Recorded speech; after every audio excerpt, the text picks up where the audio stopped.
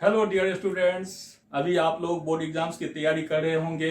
मैंने पिछले वीडियो में एक टॉपिक कवर किया था जिसका नाम है let us tackle board exams tension, जिसमें मैंने ब्रीफ में बताया था कि आप लोगों को बोर्ड एग्जाम्स की तैयारी कैसे करने हैं, किस तरह से आप अच्छे मार्क्स पा सकते हैं। लास्ट वीडियो में मैंने आपको ब्रीफ में बताया था। इस वीडियो में उन्हीं पॉइंट्स को डिटेल में मैं कवर करने के लिए जा रहा हूँ। मैं आप लोगों के सामने शंकर झा। आप मेरा इस वीडियो को सुने और इसको लाइक करें और सब्सक्राइब करें। मेरा पहला बिंदु है नो योर सिलेबस वेल।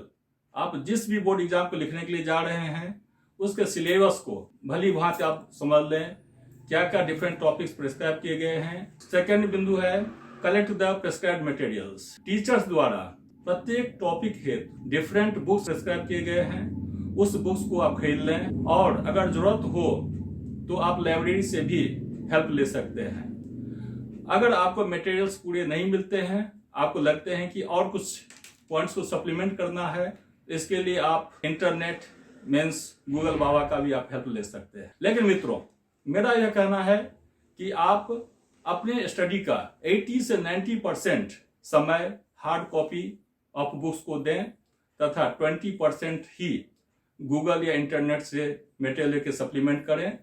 आप गूगल पे या इंटरनेट पे लगातार अध्ययन मत कीजिए।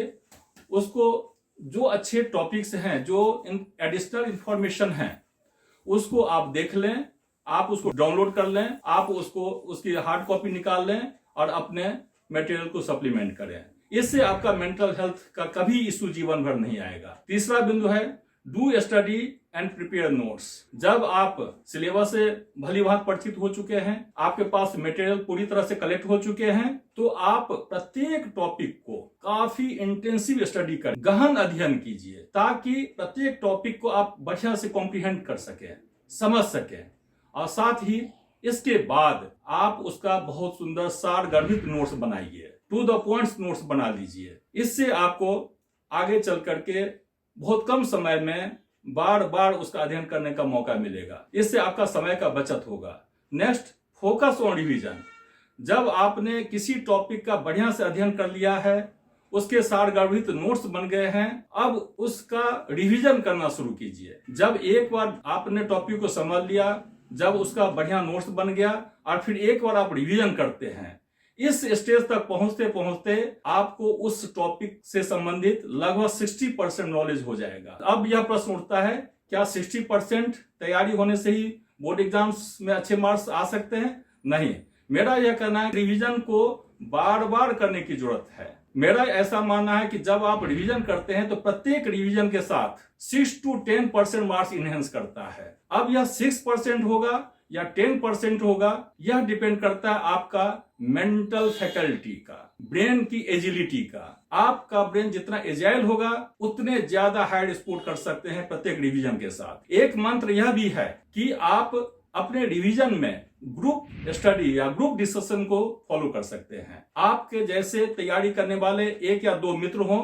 उनके साथ आप ग्रुप रिवीजन कीजिए। ग्रुप डिस्कशन करने से आप बहुत सारे डिफरेंट टॉपिक्स बहुत शॉर्ट समय में कवर कर सकते हैं और आपका कॉन्फिडेंस लेवल बहुत ज्यादा बढ़ जाएगा। मित्रों, अब आते हैं हम नेक्स्ट पॉइंट पे। नेक्स्ट पॉइंट है सॉल्व द सैंपल पेपर्स। ये भी बहुत इंपॉर्टेंट है। यह जो पॉइंट है आपके लिए साइलेंट फीचर्स हैं कि कैसे बहुत ज्यादा मार्क्स को इंप्रूव कर सकते हैं।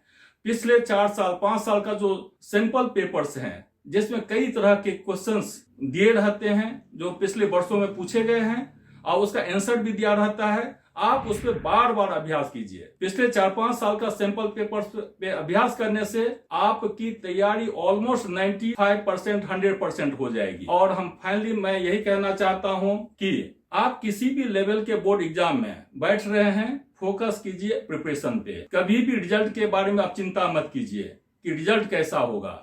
रिजल्ट के बारे में एकदम भूल जाइए, फोकस कीजिए प्रिपरेशन पे। जो भी रिजल्ट आएगा, अगर बहुत अच्छा रिजल्ट आएगा तो बल्ले बल्ले, कोई चिंता की बात नहीं है।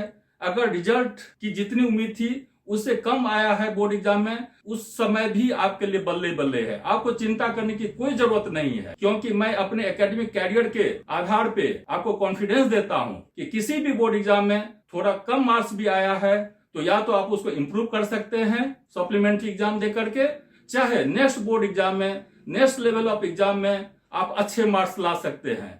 डियर स्टूडेंट्स, मैं आपको साइलेंट पॉइंट्स सामने में लाना चाहता हूं कि भारत में कई ऐसे सिविल सर्वेंट्स हैं जिनके बोर्ड एग्जाम में 3rd डिविजन आए हैं, लेकिन बाद में जाके उन्होंने बहुत ज्यादा इंप्रूव किया है। उसके बाद वो देश के आज IAS बने हुए हैं, IPS बने हुए हैं, MBA करके बिजनेस मैनेजमेंट के फील्ड में बहुत अच्छा काम कर रहे हैं। आप इसलिए कभी भी हतोत्साहित मत होइए, फोकस कीजिए अपने प्रिपरेशन पे, और मैं हूं आपके साथ। जो भी आपको किसी भी पॉइंट पे आपको कोई भी क्वेरी हो, आप रेज कीजिए, लिख करके पूछ करके मैं उसका जवाब दूंगा। आप कभी भी चिंतित मत होइए बोर्ड एग्जाम के लिए, यही इस वीडियो बनाने का आशय है। डियर स्टूडेंट्स, आपको किसी भी तरह की कोई चिंता करने की आवश्यकता नहीं है। आप कृपया मेरे इस वीडियो को वॉच कीजिए, ध्यान से सुनिए और फॉलो कीजिए S Jha channels. Thanks. Self study is pillar of success by S Jha.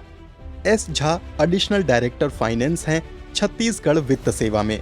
इन्होंने बनारस हिंदू विश्वविद्यालय से एग्रीकल्चर साइंस में ग्रेजुएशन किया है और कृषि अर्थशास्त्र में पोस्ट ग्रेजुएशन किया है। इसके बाद जब जवाहरलाल नेहरू विश्वविद्यालय में सोशियोलॉजी में PG कर रहे थे, तभी मध्य प्रदेश सिविल सर्विस में सफल होकर ज्वाइन किया। सर्विस करने के दौरान LLB भी किया। Professional trainer in financial rules के रूप में IPS को PHQ में और सिविल सर्वेंट्स के कई बैच को academy of administration Nimora Raipur में ट्रेनिंग देने का अनुभव है और कई महत्वपूर्ण विभागों में जैसे कि AIIMS Raipur, DGP office, police मुख्यालय, विकास प्राधिकरण, मुख्यमंत्री सचिवालय, प्रशासन अकादमी, जनसंपर्क विभाग, छत्तीसगढ़ कामधेनु, आयुष एवं इंदिरा गांधी कृषि विश्वविद्यालय में फाइनेंशियल एडवाइजर रह चुके हैं।